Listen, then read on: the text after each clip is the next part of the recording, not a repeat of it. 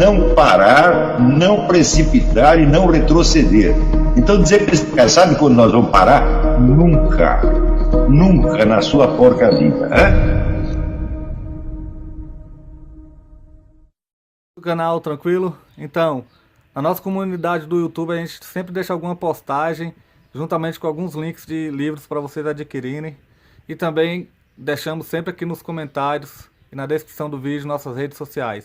Então se inscreva no canal, siga a gente nas redes sociais e quem puder apoie o nosso canal financeiramente. Temos Pix, Vaquinha, Apoies e temos nosso conto também para quem quiser nos ajudar. Tranquilo? É isso aí. Sempre com Deus, pátria, família e liberdade por um Brasil melhor. Valeu!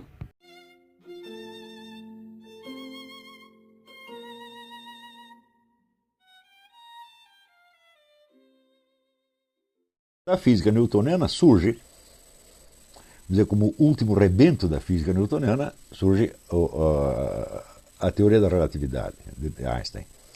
E nós sabemos que até hoje o pessoal não conseguiu articular direito o relativismo de Einstein com a física quântica. Quer dizer, Einstein odiava a física quântica. Foi aquela famosa frase dele: Deus não joga dados com o universo. Parece que joga assim. Então ele quer dizer que tudo deveria obedecer às leis matemáticas inflexíveis e eternas. E, infelizmente, os experimentos da física quântica, repetidos milhões de vezes, provaram que a coisa não é assim. E que não somente existe essa variabilidade e imprevisibilidade, mas existe a interferência do observador. Quer dizer, certos fenômenos que só se verificam quando tem alguém olhando. Isso aí foi comprovado milhões de vezes também pela física quântica. Então, até hoje nós vivemos no mundo da dupla realidade. Existe a realidade macroscópica, que funciona mais ou menos como Newton disse, com os acréscimos e aperfeiçoamentos que lhe foram dados por Einstein, e existe o outro mundo da física quântica, onde tudo funciona de uma outra maneira. O grande sonho dos físicos é chegar à teoria unificada, quer dizer, articular uma coisa com outra. Eu não sei como eles poderiam fazer isso e eles também não sabem. Então, este é o ponto em que nós estamos hoje. Nós estamos no mundo da dupla verdade. Você tem uma verdade macroscópica, outra microscópica, e ninguém sabe como uma se articula com a outra. Então, Aristóteles, portanto, não estava realmente errado. Apenas ele não tinha os instrumentos matemáticos para expressar numa linguagem quantitativa a sua noção de um universo probabilístico. Esses instrumentos, por ironia, vieram a ser criados justamente pela ciência moderna que desbancou temporariamente a física aristotélica.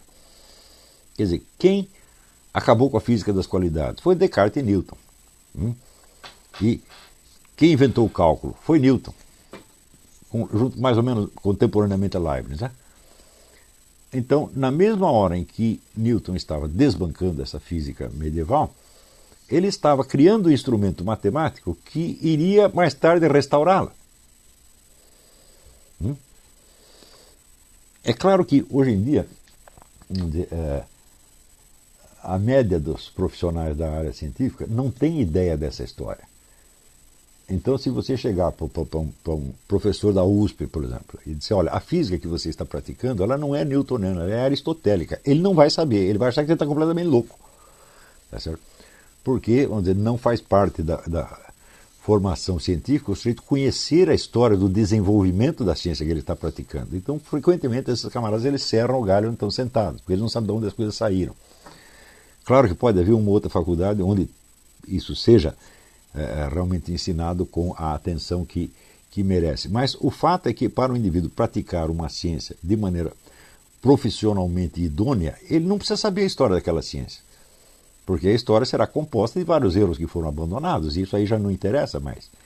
Então ele vai pegar a ciência no seu estado atual e pronto. Quer dizer, não vai saber situar aquilo historicamente.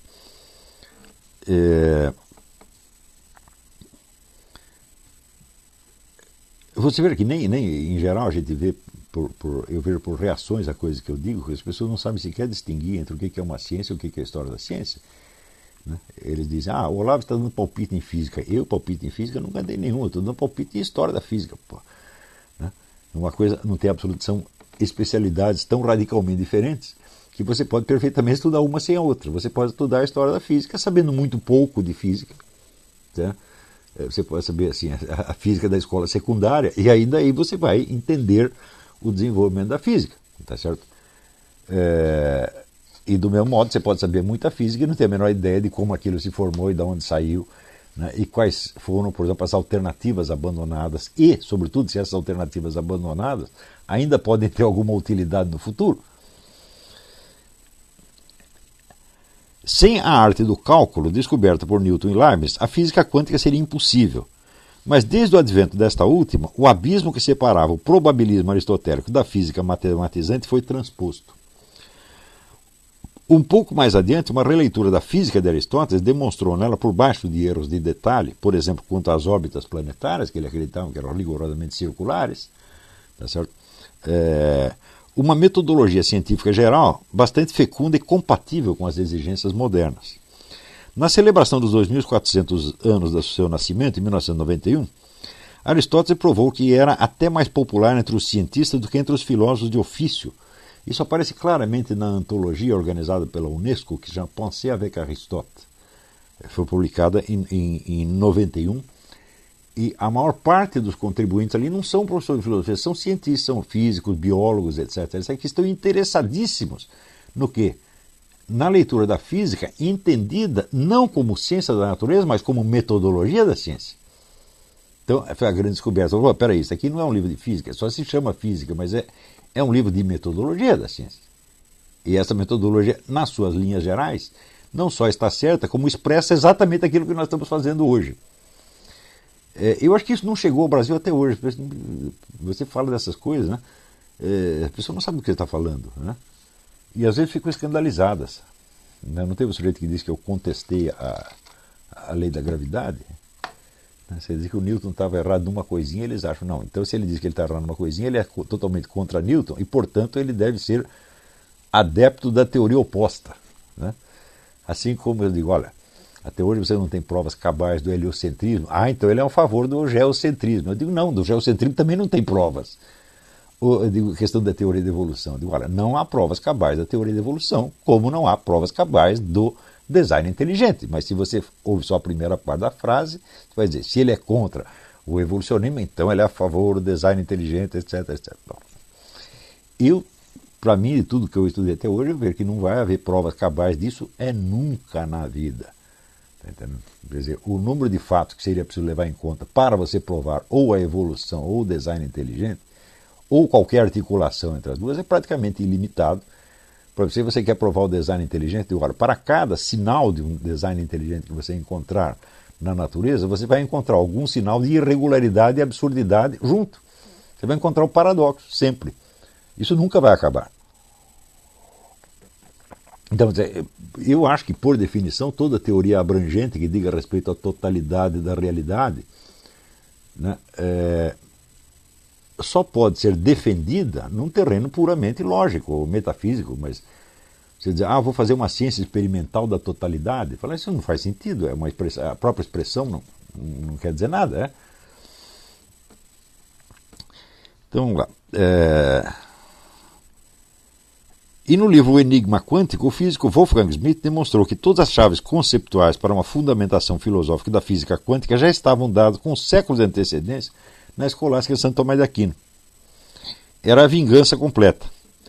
Não há um só historiador da ciência hoje em dia que ignore que foi exatamente assim que as coisas se passaram. Mas nas universidades brasileiras parece que essas novidades velhas de meio século ainda não chegaram. Ora, você vê que o que justifica, vamos dizer, esta arrogância cientificista, que diz, por exemplo, que todos os fenômenos da consciência humana podem ser explicados pela fisiologia do cérebro, se não uma interpretação histórica errada. O sujeito não sabe como foi exatamente o desenvolvimento efetivo nas origens da ciência moderna. Então, ele acredita piamente que a ciência moderna ela é, quer dizer, o reino da observação matematizante de modo onipotente, que vai poder resolver tudo isso aí. Tá certo? Mas acontece que aí você entra numa série de contradições. Por exemplo, você pode descobrir que um ou outro ato de consciência humana depende do cérebro. É claro, é evidente, algum tem que depender. Mas o que se usa aí como definição de consciência é uma definição restritiva, quer dizer, a consciência fica reduzida à simples notificação de alguma coisa. Agora, você imagina o seguinte, você pega, né, a peça O Rei Lear, você veja a multidão de conexões e implicações que aquilo tem para a interpretação do conjunto da história, da condição humana, etc, etc.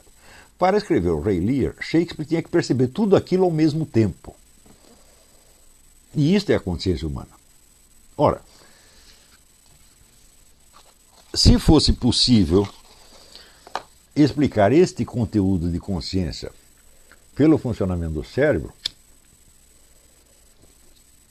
você teria que mostrar cada uma dessas conexões. E não apenas um elemento simples, como, sei lá, uma luz que acende e a reação do seu olho. Não é assim, tá certo? E você mostrar a simples, não digo a conexão causal, mas a simples concomitância entre a imaginação de Shakespeare e as sinapses no seu cérebro é absolutamente impossível. Então, quer dizer, quando você fala de consciência humana, você está falando de consciência de totalidades imensamente complexas, tá certo? Então, os próprios níveis de significado do Rei Lear são tantos que você se perde ali no meio. Eu digo, como é que eu vou achar a correspondência disso aí com cada sinapse no cérebro de Shakespeare? Isso é absolutamente impossível, tá certo? Né? Além do que,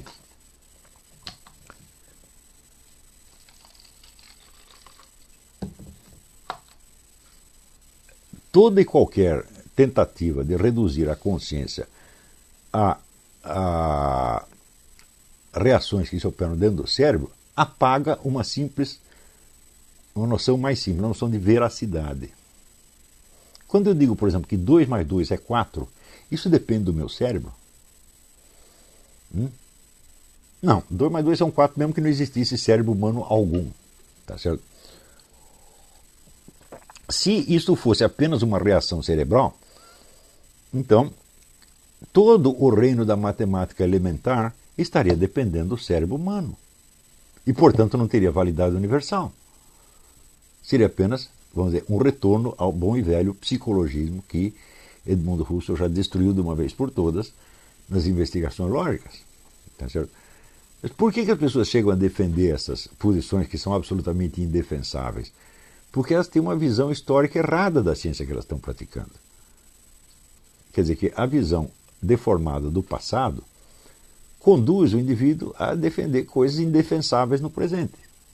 Então, aí de novo, em qualquer disciplina que você esteja estudando, seja a biologia, seja a física ou seja a linguística, é só o conhecimento da história dela que vai dizer exatamente onde você está e o que você está fazendo na realidade. Tá certo? O conteúdo teórico daquilo que você está pensando dentro daquela ciência lhe parece muito certo porque já é recortado dentro dos parâmetros, dos conceitos dessa mesma ciência. E, portanto, não corresponde exatamente a nada fora daquela ciência. Porque toda ciência, nenhuma ciência estuda fatos concretos. Estuda apenas um recorte abstrativo. E dentro desse recorte abstrativo, bom, aquilo pode ter uma validade universal. Mas acontece que quando você quer explicar a consciência a partir da neurociência, você está falando somente daqueles aspectos da consciência que são acessíveis aos métodos neurocientíficos e não do restante. Então você já delimitou o terreno, tá certo? E você tira conclusões que são válidas para aquele terreno. Mas se você não sabe onde está essa ciência, como ela se formou, quais são os antecedentes, você vai ingenuamente acreditar que as conclusões que são limitadas por um quadro metodológico já determinado de antemão são válidas universalmente e independentemente dos pressupostos metodológicos. E daí você vai esquecer, vamos dizer, um dos fenômenos mais frequentes na história das ciências, que é o seguinte: você, para dar um passo no avanço de uma ciência, você aceita determinados pressupostos metodológicos. Você cria um quadro metodológico. Em seguida, o próprio desenvolvimento dessa ciência, a acumulação de conhecimento da ciência, encobre esse quadro metodológico e você acaba tirando conclusões que vão infinitamente além dele. Isso aí, vamos dizer, é o que permite hoje aberrações como esse negócio da mudança climática, a ideia de você poder medir a influência humana, tá certo? No cosmos como um todo. Fala que isso não é mensurável, né?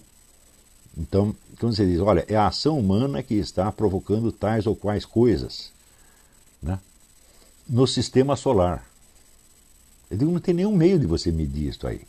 Mas você pode conjecturar, tá certo? Só que você esqueceu que isso é conjectura apenas.